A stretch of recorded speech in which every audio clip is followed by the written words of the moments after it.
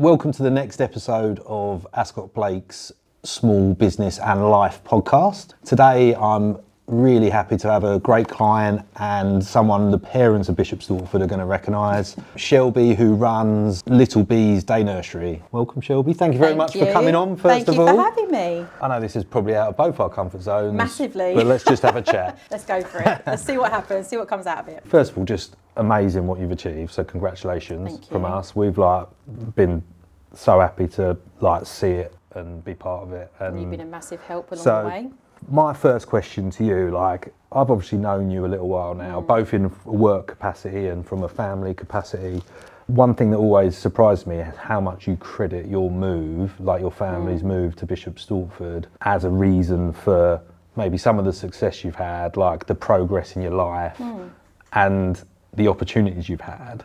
I guess my question is, do you really believe that? Yeah, absolutely. I think moving from Enfield, funny enough, I was talking about this the other day, I feel like a couple of things. One was moving away from there felt like a new start, a safer environment for us as well, a calmer environment, an opportunity to start something new if we wanted to, although at that time of moving, this was not in the thought process at all. And then when we did decide to go, it was very much a case of going from surviving to thriving, and it was a massive impact. I'll never forget driving along to Hertfordshire, you see the big sign, and it says, underneath it, County of Opportunity. And I looked at my husband, I was like, this is our opportunity now to make something of ourselves and be something.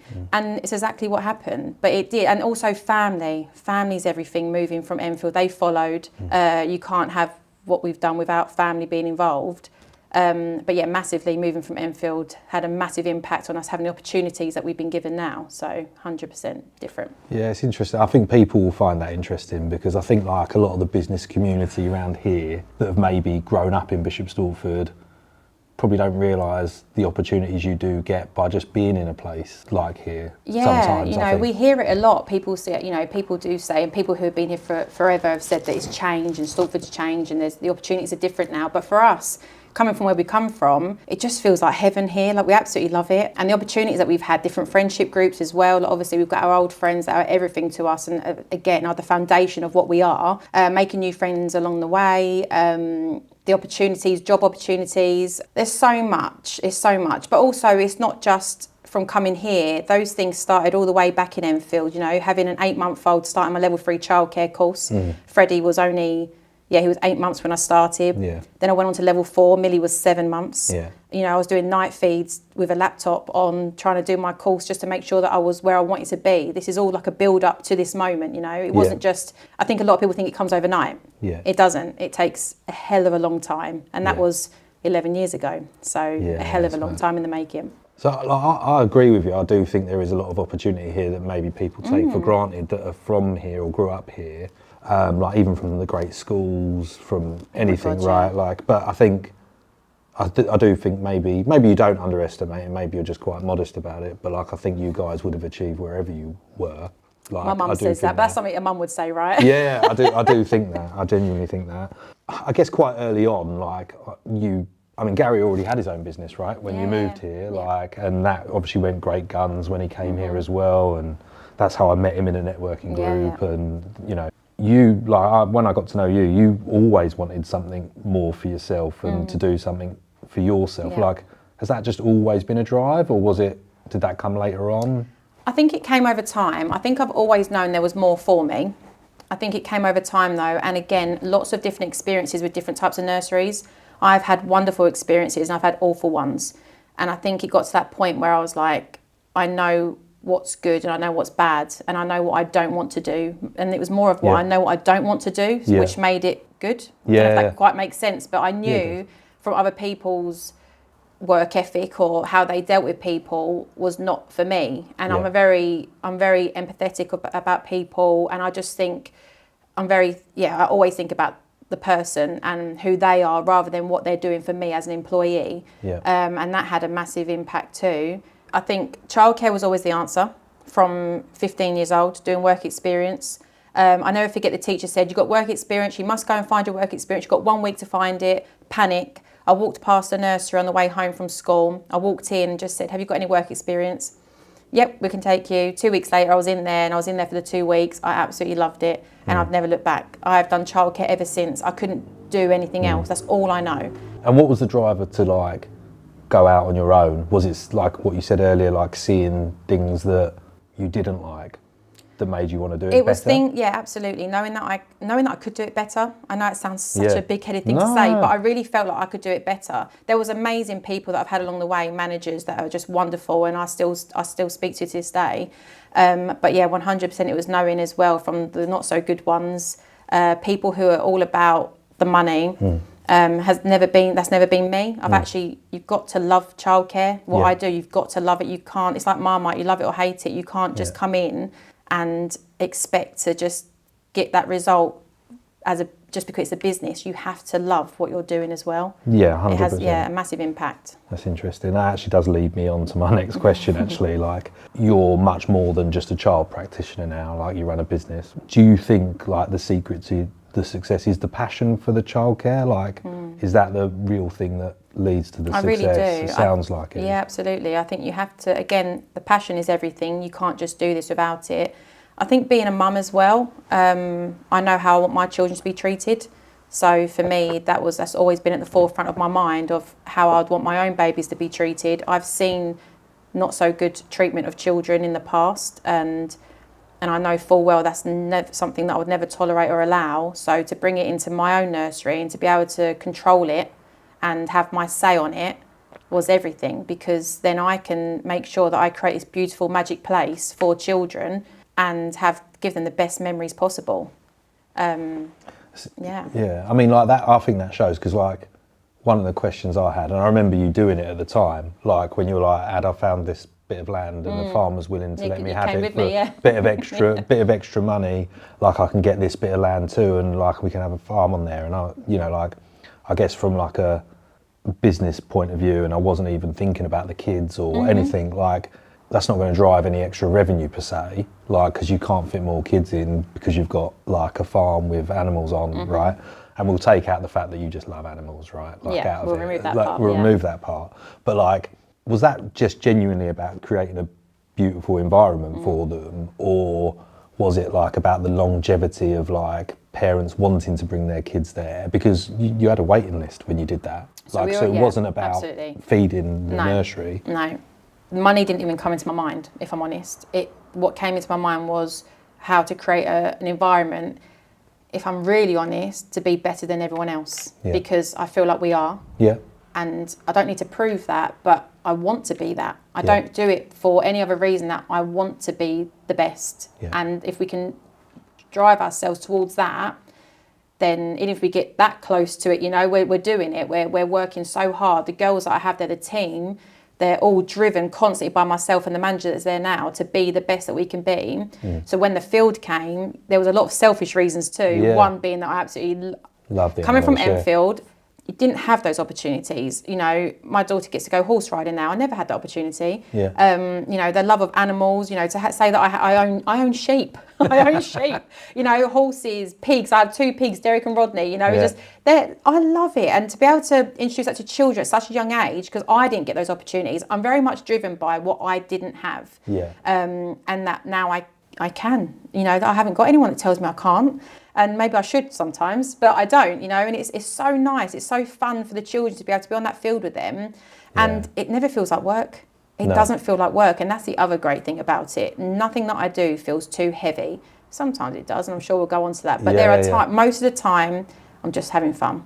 Like, I always think when a business owner makes a decision, of course it's like about being better, which attracts parents. But like, I always think when they've got a massive customer base and they've got a waiting list, they're not struggling for the work and they still make a decision to make things better. I think you have to. I think you have to always think about how you can continue to be better. I think if you stay where you are, you never improve, and you need to always think about what's next. I'm always try to be one step ahead. What haven't other people got, or what can I bring in that will improve the setting? Not even money. It's to do with, as I say to you, it's bringing those children who have great memories. And then, of course, people talk, and then the more children come in, that's what we want. We want it to flow naturally, where it constantly has that income. We haven't got to worry about that bit. It's just have fun with it and really enjoy it. Your staff, right? Like I guess like childcare practitioners or the juniors or seniors or whatever, you know, like what's the difference in working for Little Bees than it is working for another nursery somewhere else? Yeah. For them, getting half an hour lunch break or whatever, just walking over there is probably quite a big thing, because like you can pay someone an extra £5 an hour or whatever, which is great, but it's great for a period of time. Like it won't drive them forever because it's not probably changing their life massively. Yeah. Like, but them little bits they'll probably really value. They all have an impact, you know, staff for everything. And I think not every business owner understands that, because they're just thinking about the end goal of getting the money or, you know, or what they want. But actually, to get to that point, you need help, you need people. And I've got 44 girls at my nursery and a man, and you need them, and they're everything. So you look after them. You know, we do so many things, initiatives to make sure that they're happy and supported. We have, you know, I'm a wellbeing officer over there as well. I don't even call myself that, but it's on paper. But just to be able to talk to me, you know, I can empathise with them, talk to them about anything, even outside of work. You know, we talk a lot about things that are going on outside of work for them. We do lots of days out. You know, the money's always a little bit better. That's what we always try to do as well, to be better. Or the opportunities, training, free childcare for their own children to come, because a lot of women don't have the opportunity to go back to work because they can't afford to, because the childcare is a lot of money, you know.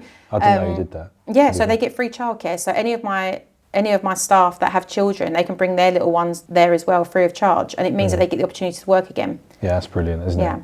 So from a mental perspective, that's massive, isn't it? Yeah, absolutely. That's it makes a huge difference. It makes people be able to come back to work. You know, and I couldn't be at home. I hated being at home. I went crazy. I feel like I was climbing the walls. I had to go back. I went back to work when my children were 8 months old each time, because I couldn't do the full year. No. And I was desperate to get back to work. Normality. Yeah, absolutely. Yeah. I guess from like, you touched on this earlier, like from outside, you were like, people don't see everything that goes into it. It's like that. I was saying earlier to someone, like, it's that classic iceberg on the, you know, like the tip is all the success, and underneath it's all the hard work and late nights and stress and worry, failures. I would say I've not seen many businesses get success as quick as you. And I get that the customer base was there, it was the right place, right time. Still, like how successful your business has been, how quickly, like you've made it look quite easy from the outside. And I imagine people in your life, whether it be friends, other people, have probably thought that looks quite easy, like it's been quite good for them. Like it probably hasn't been as easy as that, right? Like, and there's probably been definitely stresses, but there's probably been mistakes, everything. Like, what do you think's been the hardest thing of getting from when you opened the nursery to now? There's a few things really. I think one of them was the sacrifice that you do make. I remember sitting down with my husband when we was going to do this, and I said to him, I want to open a nursery, and I sat down with him and I said, what's going to affect us the most? And we both said the house. You know, no one's there to clean, no one's there to cook, no one's there to make the beds or whatever it may be, and just keep the everyday running of the house. And then we fixed it. We have some, you know, my mother-in-law, bless her heart, comes 3 days a week and helps maintain the house, and those little things make such a, I say it's little, it's huge. Without her, she's on holiday right now, we miss her terribly. But you know, everyone needs a dawn. Everyone needs a dawn in their life, you know. Yeah. So another one I think that people don't always know about, and it's not something I'm quite loud about because I don't like to mention it, but through COVID as well, when we was setting up, we went to go buy another house. It all fell through COVID, the joys. And then we made a decision to stay put because we opened up the nursery. And in that time, we just kept saving. But whilst doing that, we actually sacrificed the bedroom. You know, our kids were getting bigger, and we knew that we had to stay there for another 5 years to save for this next house. And by doing that, we gave the kids a bedroom each, and we ended up being on a sofa bed. And we did, I think, 4 years of a sofa bed. Oh, God. Yeah. You know, to be in a bed right now, you don't understand how amazing it is, and you don't realise how lucky you are to have a bed until you get it back, you know, or when you lose it, shall I say. But yeah, those little things as well, having to stay in that little house and everything else was really going well. Business was going well. Yeah, it's a big sacrifice. Yeah, it was a huge sacrifice, and it just felt so weird. It felt weird being in that 2-bed house and then, because we had outgrown it massively, but we were stuck there because we could see the end goal. Yeah. But my God, it was a long time to get there, and we're finally there. But yeah, it was. I say short-term goal. It's like a medium term like sacrifice, wasn't it? Yeah, it was. Like it was huge, mentally exhausting for me, you know, because there was just nowhere to escape. There was no bedroom to escape to. You know, sometimes you just want 5 minutes on your own. There was nowhere to be, and I found that hard mentally, especially when it came to trying to get your work done in a small environment. There was nowhere to go. So that was a huge sacrifice. Otherwise, family time, I would say, was another one. At the very beginning, it didn't last long, if I'm honest. Yeah. There was a real time that I sat down with my little ones, and I look back at photos now of when we was opening the nursery. They were tiny. I didn't realise how small my children were to what they are now. You don't realise. Yeah. You feel a little bit bad for, because you think, I wish I spent more time with them. But actually now I get to spend so much time with them, and the flexibility's there now, whereas I didn't have that before. So that again is a massive winner, but it took some sacrifices with it, you know. Yeah, massively. I mean, it's interesting. So I'm obviously doing this podcast with a few people, and it comes up a lot. And I always say, like, the first few years of the business, I felt like I maybe missed out on stuff with the kids, but like, you know, like I always made sure I was there for the important stuff. And you was there, absolutely. But like now, anything, you know, like Ruby will ring me up. She doesn't want to walk home today. Well, I'll come get you then. Or, you know, and how busy nice London. To have that flexibility. But you do give it up to get there. Yeah, so that is tough. I agree. You definitely do. In terms of like that life balance, one of the things I wrote down in terms of to speak to you about is, which I think you did amazing. I wish I did way earlier in my business, is hire senior people and also delegate and trust senior people. I definitely made the mistake of probably trying to manage everything too much, and like, you know, I know that you've kept your balance for that to a certain degree. I know there's probably still stress there, but I know you have your Fridays and you do stuff, and like, how important to that, like to your stress levels, has that been? And massive. You know, the first year we opened the nursery, I was there pretty much every day. I couldn't leave. It felt so personal. And then near the Christmas time of that first year, I needed to have a hysterectomy, and it was quite urgent. And I thought, how am I going to have when have I got time to have this hysterectomy? You know, it was like, you know, I needed to. So I was able to. I had 4 weeks time that I was able to have this huge operation done, and I requested it to be in January because that was my quiet period. You know, and you think, you literally, I put that on the back burner so that I could continue to be there for the nursery. And then I had to have, I was meant to have 12 weeks off, let's just say. I had 3 weeks off and went back to work.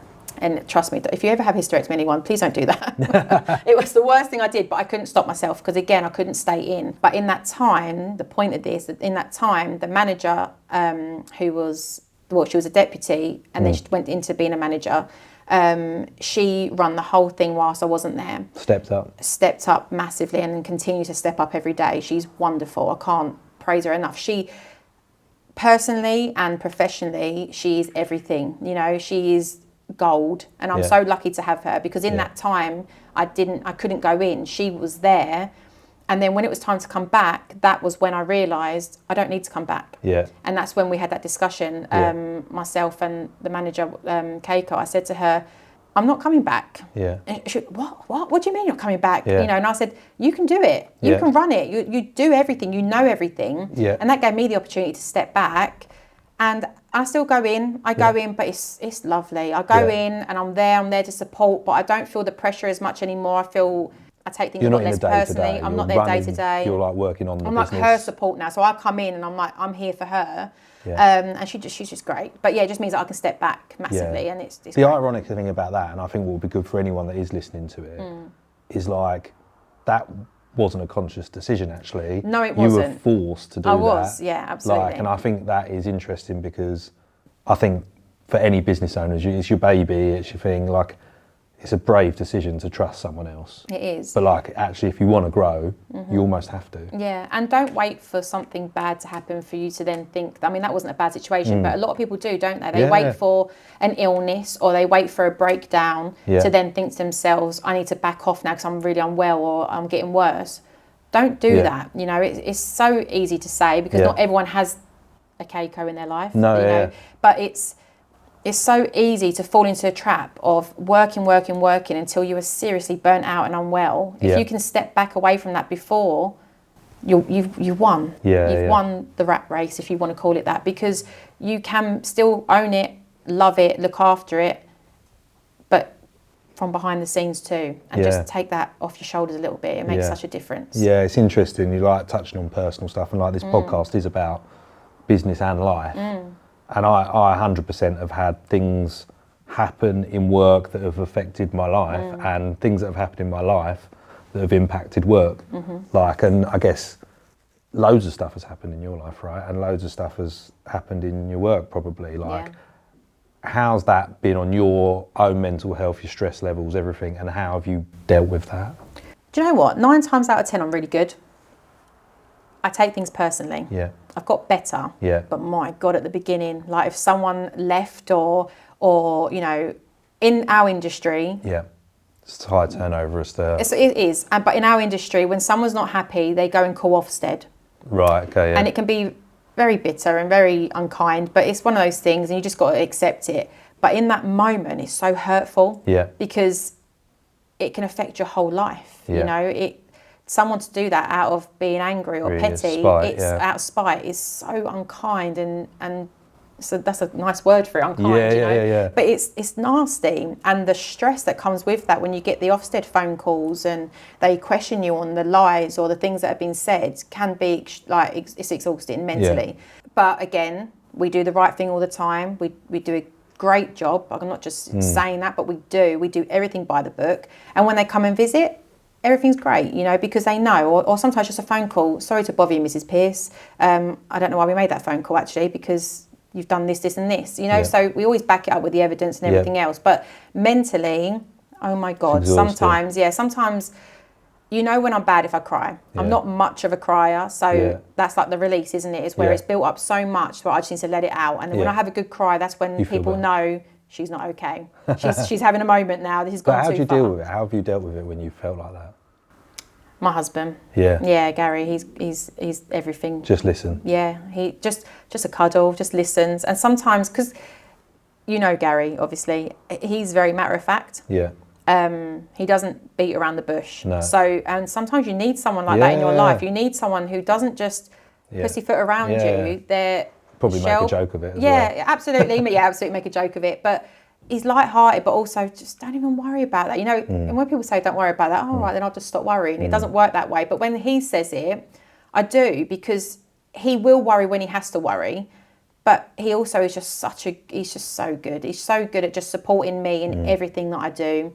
And he's always behind the scenes. He's the foundation of all of it too, you know, because he's always there backing me up. He's my biggest cheerleader in life. And my mum, you know, I call my mum pretty much every day and I tell her everything that goes on, you know, personally, work life. And she's just got words of wisdom that she should write a book, you know. It's just like this woman is like a superwoman and the things she comes out with. But I do believe it takes a village. Yeah. So to have such good support around me. What do you mean a village? Like a village, you need a village of people. You need, for example, I've got my husband, I've got my mum, I've got my sisters, I've got my dad, I've got a lovely father-in-law, mother-in-law, sister-in-laws, you know. I'm very lucky, I've got my children, you know. I'm very lucky that I'm surrounded by good people, and I make a point of surrounding myself with good people. You know, friends as well. I won't tolerate, as you know, I won't tolerate people who are going to have a negative impact on my life, because I don't deserve it. I don't deserve to be surrounded by that, you know, and no one does. So I remove it. I take myself away. You won't notice it. I won't come to your face and say, you're out of my life now because you're negative. I'll just fade away. You won't even realise I'm gone, you know? But it's huge. You need to stay away from those people. You need to surround yourself with good people. Yeah, 100%. One of the things you said, like, about taking it personally, it's actually a question I've got, like, I struggled with that to begin with. Like, if anything ever went wrong, even if it was the client's fault, it would bother me. Like, it would really bother me and annoy me, because I want things to be right and good. And like, it doesn't now, to be fair. Like, because I've learned that, like, as long as it's how you put things right that defines you as a business. Absolutely, I agree right? with you. So, like, now I know if something's happened, right, why has it happened? What can we do? Don't worry, like, we'll sort it. I think my client base is right. They're business owners. They know like tough things. They've had quite a lot happen to them. They've, you know, probably lost friends along the way. They've done all this stuff that people don't see.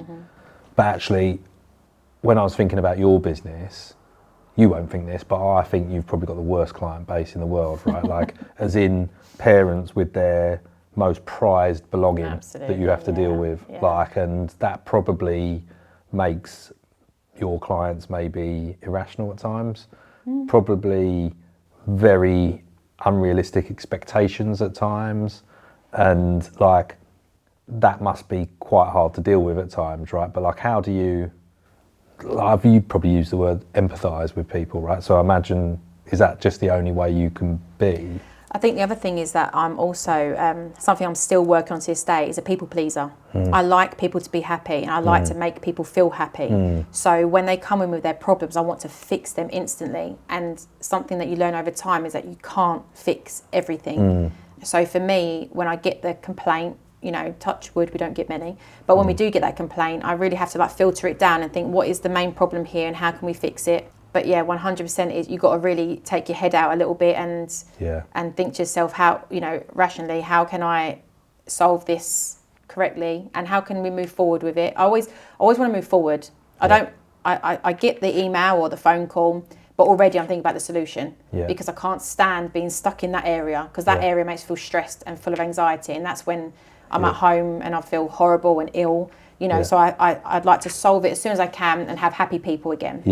It's interesting. Like, I think there's a lot of people like that. I used to be like that. I think like you knee-jerk a decision and it's not always the right one, right? Oh, 100%, But like someone I used to work for, actually, and they probably got it from somewhere, but I always apply it. It's like most people, if you give a problem, they'll spend 95% of the time trying to fix it and 5% thinking what the problem is. And actually, if you take it and spend 95, if you've given an hour, you spend 95% of that hour thinking, right, actually, what is the problem and how's that happen? What is it? And then you spend 5 minutes fixing it. And that is something you have to learn. You have to make that mistake to then learn that, because I did that so much at the beginning. I just wanted to solve it. And then actually, it was not thinking about the actual problem itself. And then once you work out what the problem is and resolve that, you get less of the complaints because you've solved the real problem. Not just fix one person. Absolutely, but it does take time. And I'm still learning. I'm still learning because that's the thing, being a business owner, it's yours. It's not anyone else's, you know. Everyone else will love it as well, you know, whether that's managers or whoever that is in part of it, they love it too. But it's yours and you want to protect it at all costs. So yes, absolutely, when someone says something about your business that you've worked so hard for, you can't not take it personally. And I think that's one thing I would say is it's impossible. You know, when you can't tell people don't take things personally, you do. It's yours, but it's how you deal with it. What's the outcome and how you deal with that is everything. But my God, in that time, it's hard. It's hard. It is hard. And the other thing on that really is, like, I find educating our clients when something's gone wrong is really important. So look, sometimes the mistake's yours and you've just got to own it and fix it.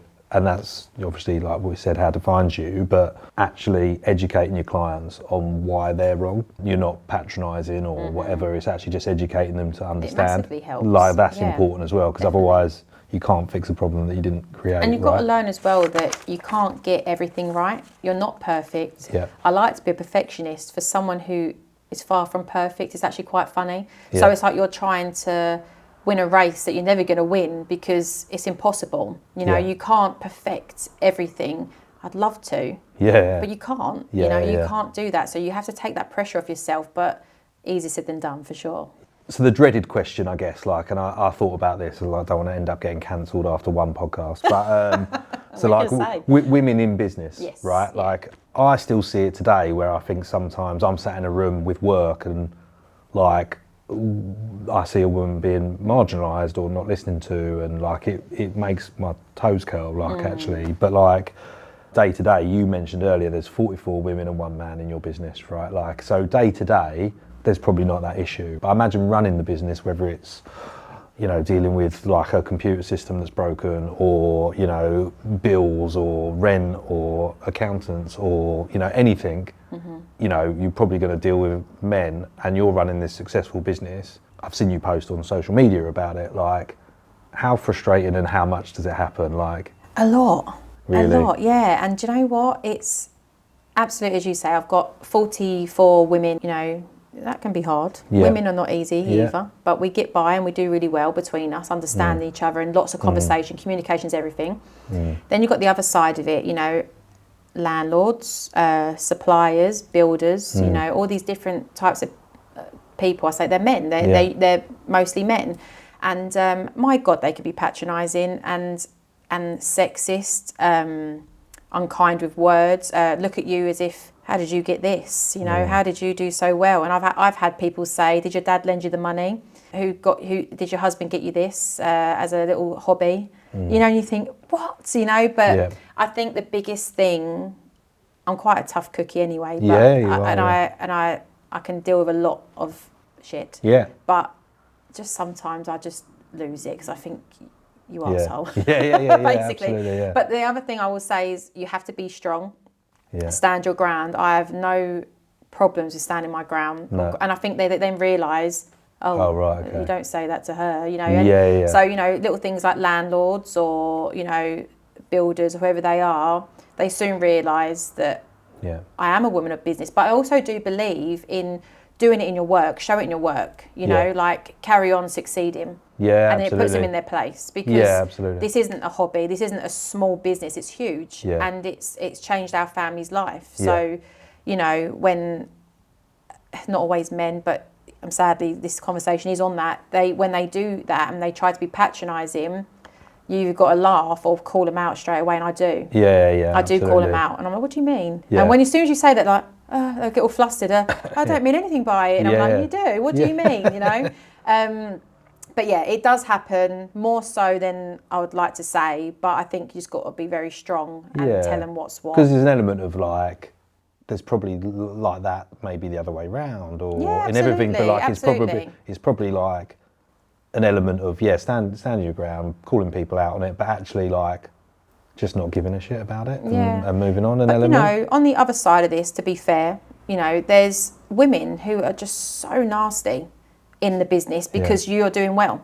Yeah, they don't want you to do well. They don't like it, and I don't understand those women. I don't know if that's women or men. I think that's again, humans. this could be a human thing. Absolutely, this could be everyone thing. But it's a hard pill to swallow sometimes, because sometimes that's when I think, come on now, we've got girls, you know, girl power. I've literally got it tattooed on me, girl power. But you know, it's so true. It's like, where has that gone sometimes? Don't get me wrong. Again, who you surround yourself with makes a huge difference. But you do get that too. I just don't see like, you know, like, I think you're right, what you were saying earlier about keeping positive people in your life, right? But like, I think anyone that's not happy for someone doing well, I can't get my head around it. No. Like, I just want people to do well. And it doesn't matter who it is. I think that is just, sadly, they're not happy with themselves. You know, I think I've had phone calls. I had a phone call once. A lady said, I see you've opened a nursery. How do you do it? Because I want to open one.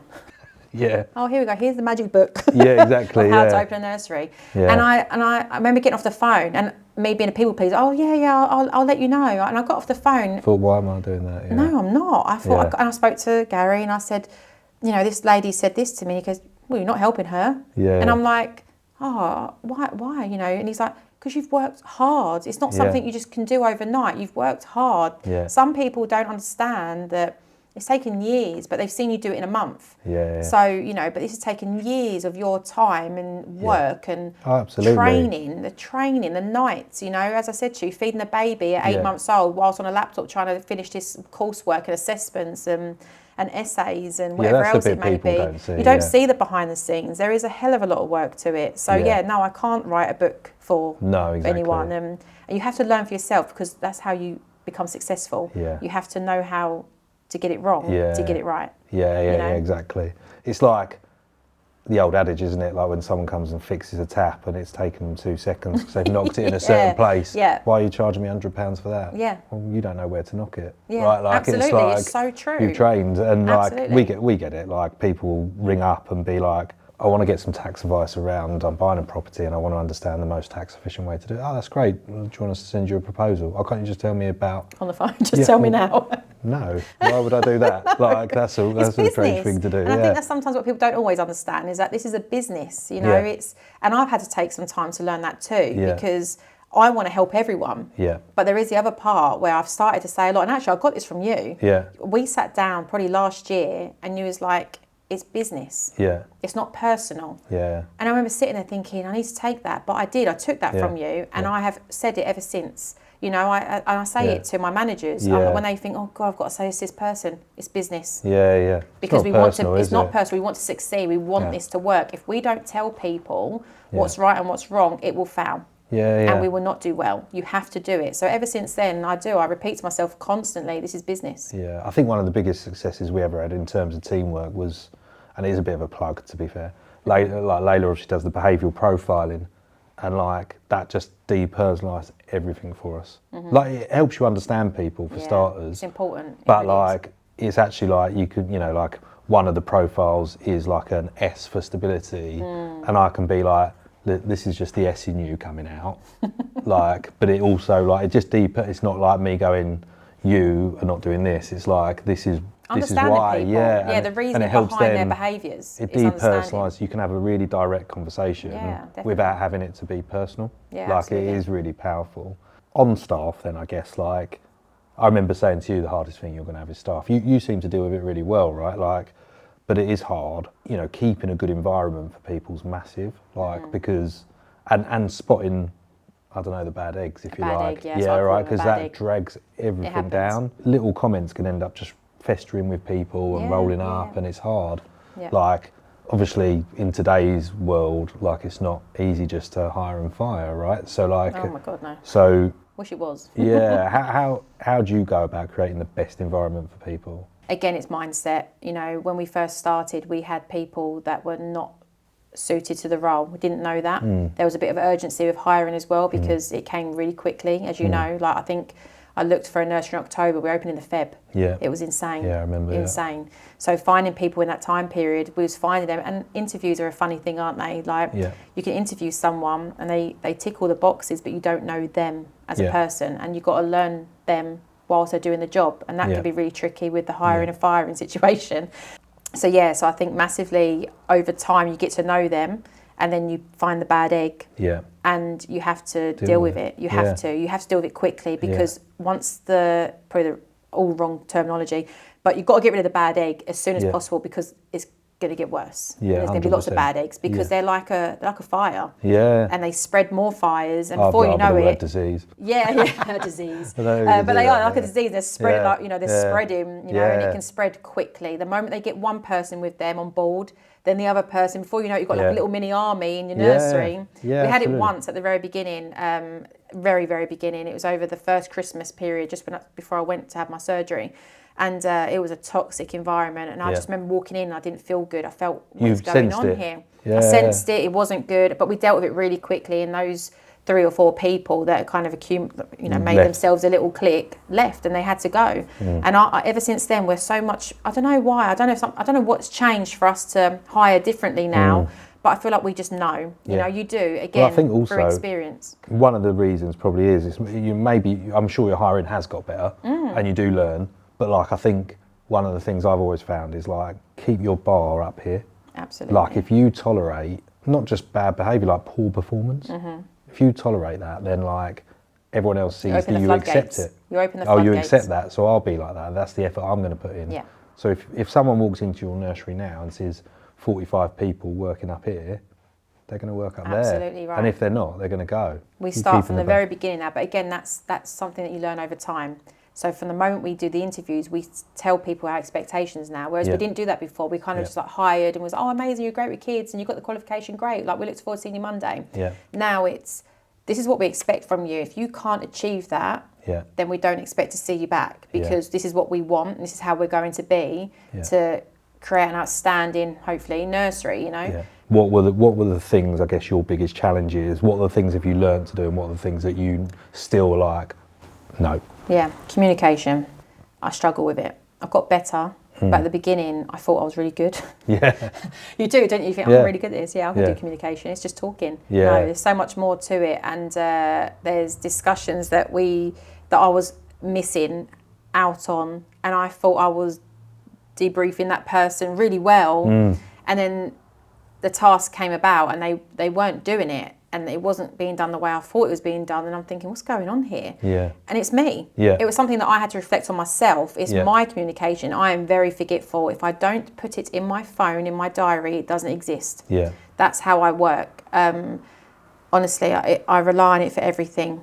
So if I don't write down what I'm thinking in that moment, the fault, everything's gone. So that's something you've learned to be better at. What are the things you're like, no, someone else needs to do that?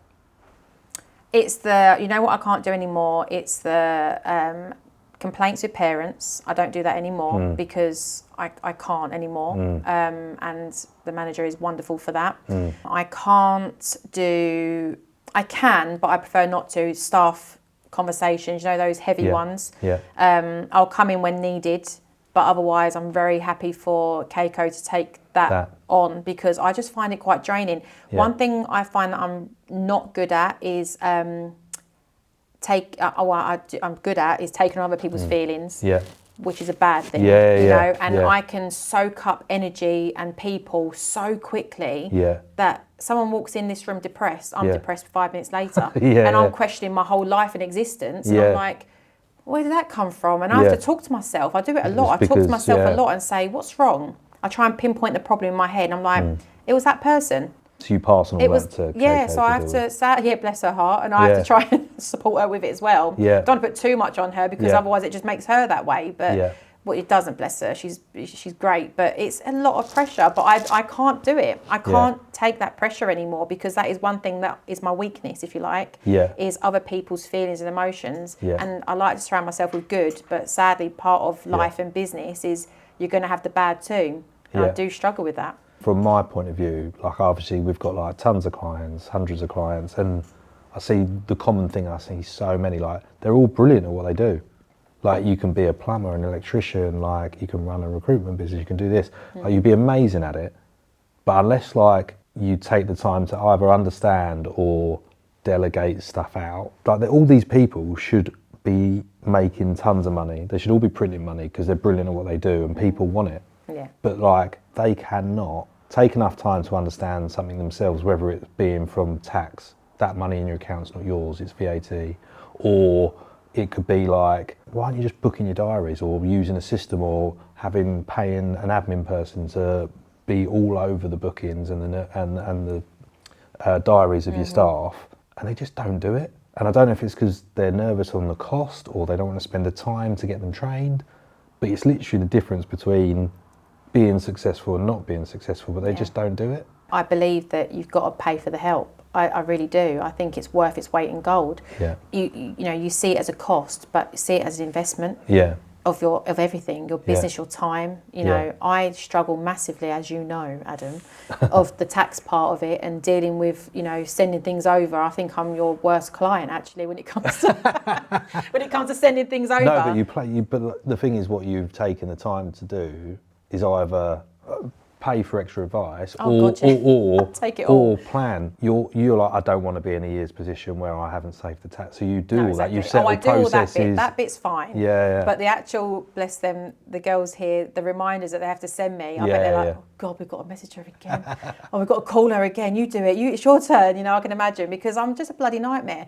But it's memory, it's time, and also when I don't want to do something, God, it takes a lot of energy to do it, because I don't want to do it. And I'm very like stubborn. I'm like, I don't want to do that because I don't like it, don't understand it, I don't want to do it. But I know you have to. But as I say, the girls, the help, everything, it's everything to me, because if I didn't have that, I would be struggling.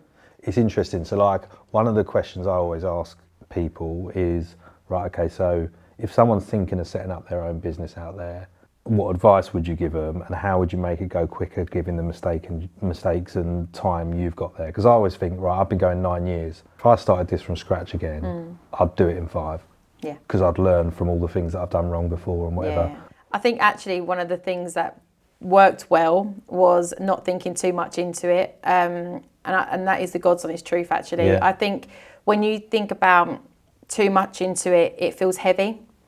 And I think I'm very good at being a little bit away the fairies. I look like I'm away the fairies, but I'm not, because how can you be if you're going to have a successful business, There's been a thought right? process, but it's you're a just, whole you're thought just doing process, it. but I will just do it. And I think that's my bit of advice. If you're going to do it, go for it. Don't wait, because opportunities go very quickly. You know, I get emails at least once a month on another nursery premises, or, you know, or another unit that's available, and you have to be really clever to think, can I make that work or can I not? And you don't have long to think, because that unit goes quickly, or that, you know, whatever it may be goes quickly.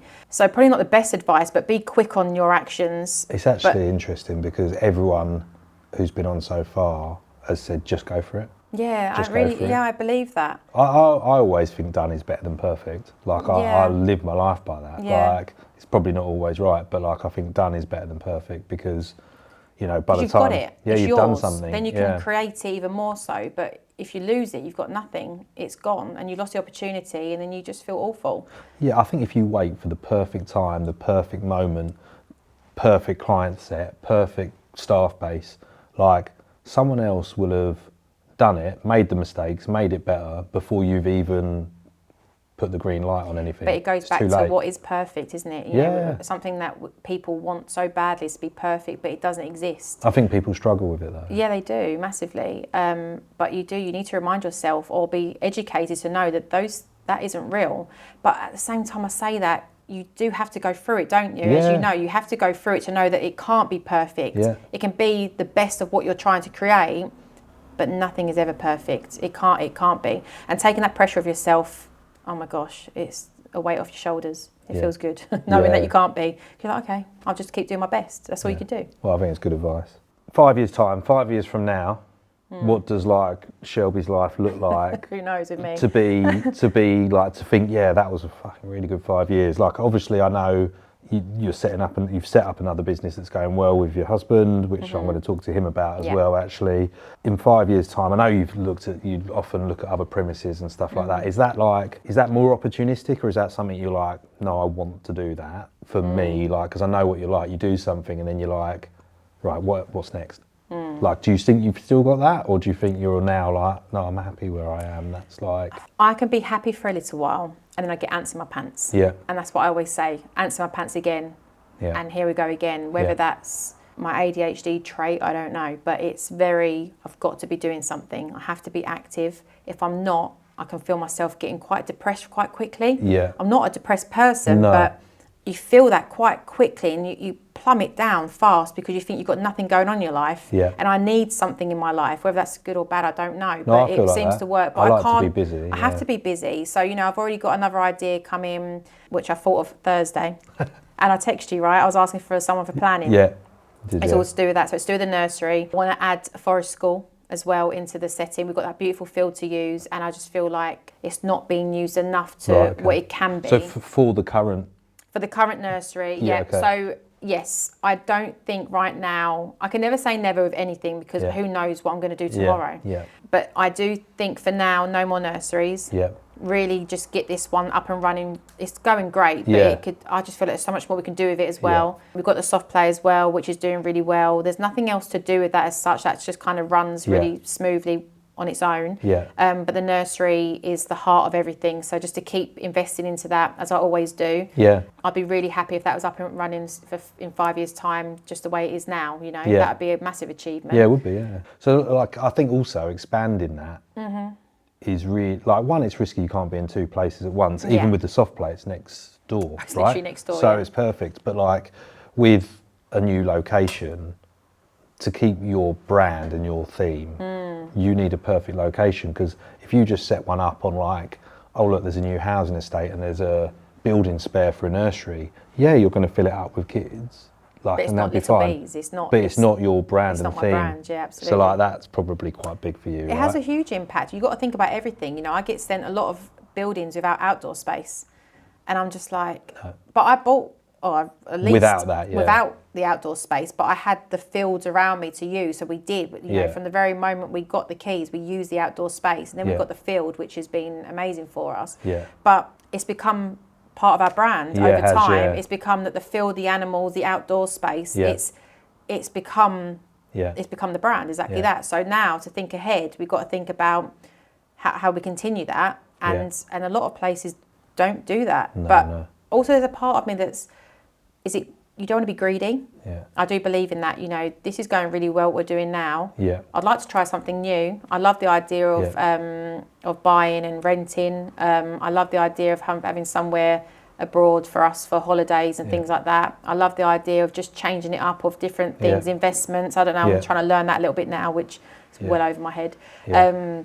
But just changing it up a bit, you know, just enjoy what I've got, but remember to keep enjoying what I'm doing. And when 100%. You stop enjoying it, that's when something's gone a little bit wrong. I need to reassess and come back again. But for now, I'm really happy where I am. And if I can continue this for 5 years' time, I'd be over the moon. Yeah. Will you have the same amount of animals or more? If I get more land, then maybe I'll get some more animals. I'm on strict instructions, no more animals. So, yeah, they've been put to a halt at the minute. That's brilliant. That's brilliant. Well, look, I think that's all my questions. I'm so grateful for you coming on. It's been brilliant. It's been really interesting. I think people will find it really interesting. So thank you. And for everyone else that is listening, if you're watching a clip on Facebook or Instagram, please, and you want to see the full episode, go over to the YouTube channel, like and subscribe. And if you want to come on, if you're a client watching and think, why haven't I asked you? Like, just give me a shout. If you're not a client and you want to come on, I think it's great exposure for your businesses as well. So give me a shout and we'll get you on. All right, thanks guys. Hope you enjoyed it.